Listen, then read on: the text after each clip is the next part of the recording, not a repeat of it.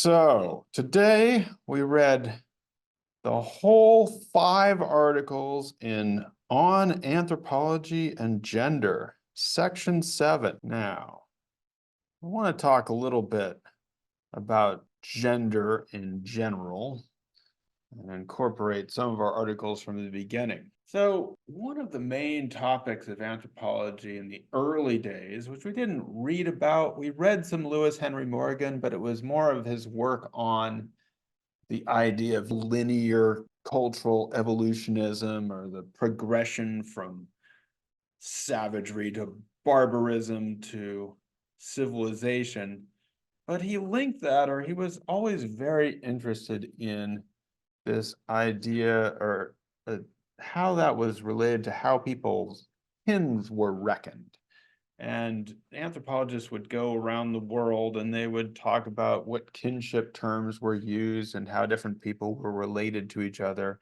It became a pretty big deal in anthropology. But it was founded upon basically what we would call today an idea of heteronormativity, which is to say that it was assumed that there were these biological facts that men were men, women were women, and they had to get together to reproduce. And so if they reproduced in a certain way, that was good.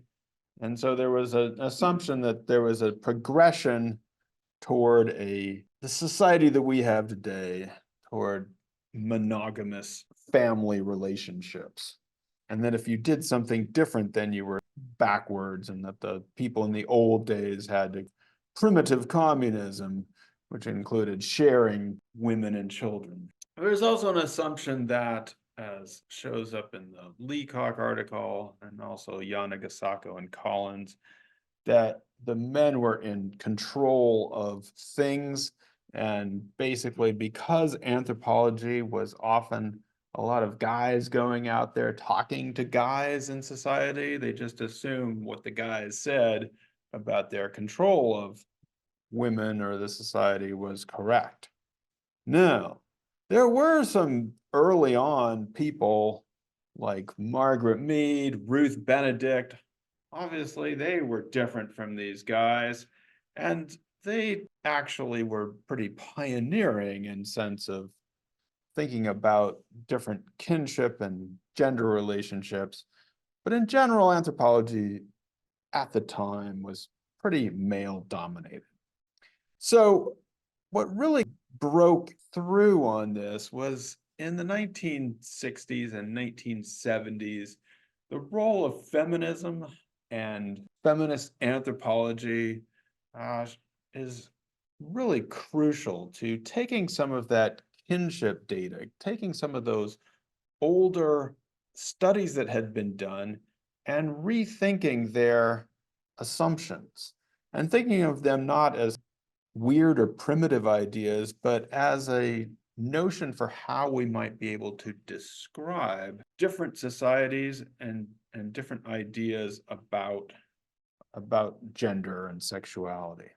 So, for example, in Leacock's article, she wants us to rethink the whole idea of hunting and gathering, which was being rethought at the time, and the discovery that often it was the gathering part that was more important for the calories and the support of the group was high on the minds of some of these early feminist anthropologists. Again, it was looking at these as not simply strange relics, but as offering ideas about what our own society could be and different social possibilities. In the Yanagasako and Collier article, I would agree with you that this is perhaps one of their stronger statements. We begin with the premise that social systems are, by definition, systems of inequality. So they're saying that values, if society has values, then you have to evaluate those, and they inevitably create inequalities by ensuring rewards for those who live up to valued ideals and punishments for those who, for one reason or another, fail to do so. And so then they say you don't have to try and get to this world that would be all equal, because there's always what's more important is figuring out the different forms of inequality and trying to analyze them. They made some important points here. I have to say, I found it perhaps our dullest article. So if we go back to, say, the 1930s, and the biggest anthropology finding, or the big message of anthropology, that culture is more important than race or biological determinism. There's something here that the feminist anthropologists come out with, and it wasn't just the anthropologists, that's why I put in around anthropology too, because there were other people helping out with this idea. What would you say the biggest finding is for our world, for this section? If the 1930s biggest finding was culture is more important than race, what are people finding out here? The point is that gender, right, these social roles that we put on people is more important than let's spell that out a little bit. The social meanings, all those expectations that we have of where are women going to be important or men, what are they going to be like, are more important for how we behave and our ideas that we have than simply your biological sex. So yes, there isn't anything natural, not just anymore, there never has been. And so we look at different societies and we see that people have all different kinds of ways of configuring this. Now, I do want to be careful though, there's a couple careful notes here. When we say that gender, socially constructed notions of gender are more important for how people behave and the ideas they have, we're not saying that everybody's the same and there's no differences in biology between people. This is kind of like the same thing with race too. People got confused about this and said, oh, you're saying everybody's the same. They're not the same, just look. And no, we're not saying, nobody is saying that everybody is exactly the same. In fact, biological difference is quite important. But we're saying that it's what your learned behavior that matters here. So, but it's been misinterpreted that there is no biological variability among human beings. Obviously, there is biological variability among human beings. The same thing has happened with gender, is that people are like, oh, you're saying that there's no difference. No, there are biological differences. In fact, there are probably more than most people even realize. The other thing that has happened is that because people don't like to say sex, they use the word gender instead.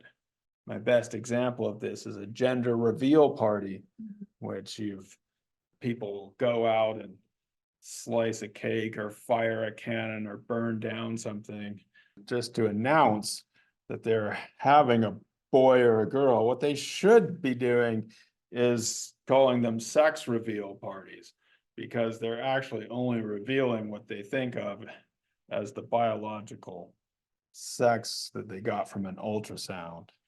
But they probably couldn't call it a sex reveal party because different crowd would show up then. The same thing has happened. Remember, the same thing happened with culture and race, right? You just sort of, people like the culture terminology is more pleasant for people. So instead of saying black and white, people like to say African American and European American because it sounds nicer. But sometimes you should say what you mean. Anyway, this is a pretty huge finding though, that our social expectations are bigger than biology. One of the first people, or our first reading, is from Eleanor Leacock, who is a real pioneer in this. And what she is asking is, well, okay, people do things differently, but what explains the fact that there is this, that men are often dominant in these societies? And what she is trying to say is that it doesn't come from their biology. It doesn't come from the fact that they're having children.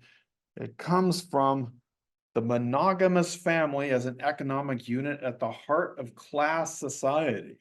So Leacock is drawing upon combining Marxian and feminist literature to talk about the private property and how when you have this family becomes the nuclear family becomes the economic unit, then that puts the woman in a more subordinate position.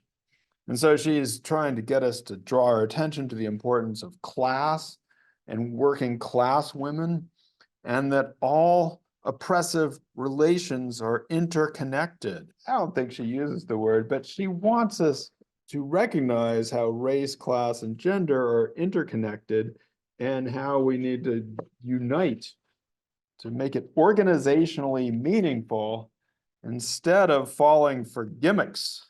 Watching out for gimmicks.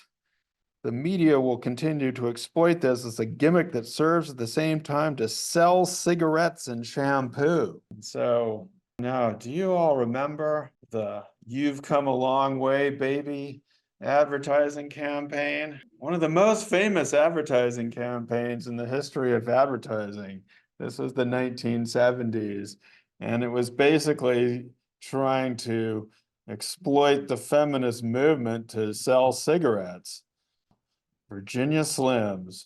If you're a strong woman, then you'll be able to smoke Virginia Slims because that's progress.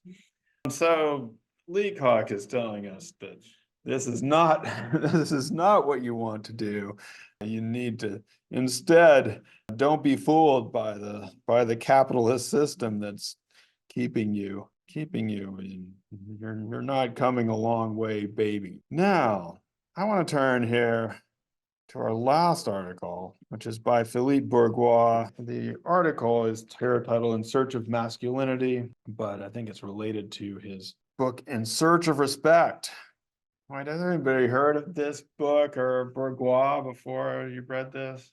He used to be really big in anthropology. It would have been hard to be an anthropology major and avoid Bourgois in the old days. So what Bourgois is in this section trying to talk about, and in general, is why was there this pretty violent and not good misogyny among the people he was working with. What he's trying to say is that this isn't just because they are men. It's not just because of Puerto Rican culture. There's something else going on there. Not just in El Barrio, but probably across the country. Puerto Ricans, of course, are citizens of the United States. So they are migrating from Puerto Rico into, say, the New York City at the same time that a lot of the factory jobs are disappearing. And so they have these images of this patriarchal figure who's able to support the family, but those jobs have gone away. They're not there anymore. And in his book, he would talk about how some of them would try to sometimes work in offices and stuff like that, but it'd be like this very low level job, and they felt that they were being like disrespected by doing that. And so, as a corollary to that, since they don't have that, it's a way of lashing out at others who are different, or at women is part of this larger structural phenomenon. Now, we do want to be careful. This is nothing excuses this activity, and it's not a justification. I'm trying to perhaps explain rather than do anything else here.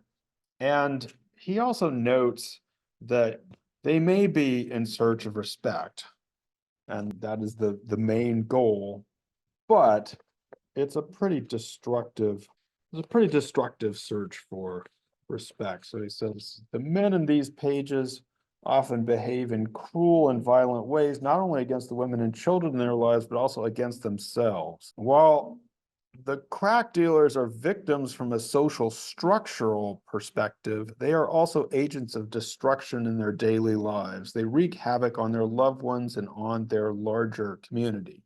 So this is one of the things where he's trying to explain why people are turning to selling drugs, and how in some ways that was based on this idea of a value system, but at the same time it is destructive of themselves and their communities. The romanticized ideal of something that is now impossible to achieve. Yeah, that's a powerful piece, definitely worth thinking about. There's another article in here. There's an excerpt from a book called Male Daughters, Female Husbands, Gender and Sex in African Society. She talks about how there have been, so this book was written in 1987, and it was one of the first books by actually an African scholar, feminist scholar, who was African, and it came out, like I said, this was long before people were talking about some of these themes. But she does note that the problem has been that there were a lot of guy anthropologists who just talked to the guys, and the women who might have been able to figure this out and who could understand what was going on better were embedded in these kinds of racist assumptions. And what's interesting is what Amadume is arguing here is that gender in an African society was not necessarily equal to what people were classified as in their kinship system. And so when she talks about male daughters, female husbands, what she's saying is that people could be biologically female, but nevertheless take on a male role, and then that would be recorded in the kinship system as having a male role. So this is on page 190. It talks about the 70-year-old male daughter. Because of this absence of close relatives, when her father became ill, he decided to recall her from her marital home and allow her to remain in his house as a male. She would then have the status of a son and be able to inherit her father's property. So basically, you have somebody who is married and then doesn't have a close relative to give the property to, calls his daughter back in, and then becomes formally, or the son. The formalist approach in anthropology to the patrilineal system of inheritance is that sons inherit their father's land and daughters do not. Therefore, women do not own land. But it's actually not true. It can be altered based on this separation, gender separation between gender and sex roles. She just came out with a new book in 2024. February of 2024, this book came out, African Possibilities. You can get it and read it over break. A matriarchalitarian perspective for social justice. It looks really interesting. This was from the book jacket. 40 years of groundbreaking work on notions of matriarchy. Sets forth a blueprint for a bold new matriarchalitarianism. There it is, critiquing all forms of social injustice with a shared matriarchal relational humanism. Ansel Dua. Thought it'd be good to end with something perhaps more hopeful. So I want to talk about the mestizo part first. In the United States, as we know, we got way into like the idea that people are in these racial categories and that you should only be able to check off one box. You're either black or white. You have one thing and that's what you should be, and you shouldn't be able to, there are laws against getting married across racial lines. So that was the US approach. And during that time, say in the 1930s, there were some Latin American countries who instead wanted to base their identity on mestizo. And the idea of the mestizo is someone who is of mixed heritage. It's literally in Spanish, mixture. And there are many people in, say, Mexico or Peru who would say that this was a national identity, that we're all mestizos, that we're all mixed. And some people would celebrate this as like, okay, like it's like hybrid vigor. When you put two different plants together and you mix them together, they're better. And so they would contrast that with the North America and the US ideal of putting people into separate boxes, they were saying, no, we should, that's good. It's good to be mixed up like this. And this became, again, a national identity. Now, this idea was celebrated by some, but there were others who's like, no, that's just like this guy nationalist thing that's trying to make everybody be mixed on the way to being more white. And so that the idea that everybody should be mestizo was celebrated by some, but others found it conflicting. Now, that's where Ansel Dua's work comes in, because she's doing something a little different here. So for one thing, she's talking to us about the mestizas. So she's not doing the mestizo male nationalist thing. And what she says here is pretty interesting, that the mestiza, the new mestiza, copes by developing a tolerance for contradictions, a tolerance for ambiguity. She learns to be an Indian in Mexican culture, to be Mexican from an Anglo point of view. She learns to juggle cultures. She has a plural personality. She operates in a pluralistic mode. So it was taking on this idea of mixture, but not necessarily trying to make it into a new domination of others or a new nationalism. And in fact, it's a decidedly non-nationalistic point of view. She says, as a mestiza, I have no country. My homeland casts me out, yet all countries are mine because I am every woman's sister or potential lover. As a lesbian, I have no race. My own people disclaim me, but I am all races because there is the queer of me in all races, which is an interesting statement. So again, taking this idea of mixture and not making it into a new form of nationalism, but that all countries are mine. And so in fact, she's mixing together Spanish, English, some indigenous terms every so often. Don't bother to translate them. Why would you do that? That's dumb. Just put it out there, just untranslated Spanish right in there. And so, I mean, the idea is that the borderlands, these places that are mixed and where people are going back and forth, are not, are to be something to be proud of, to be good in, that's the future. In unas pocas centurias, in a few centuries, the future will belong to the mestiza.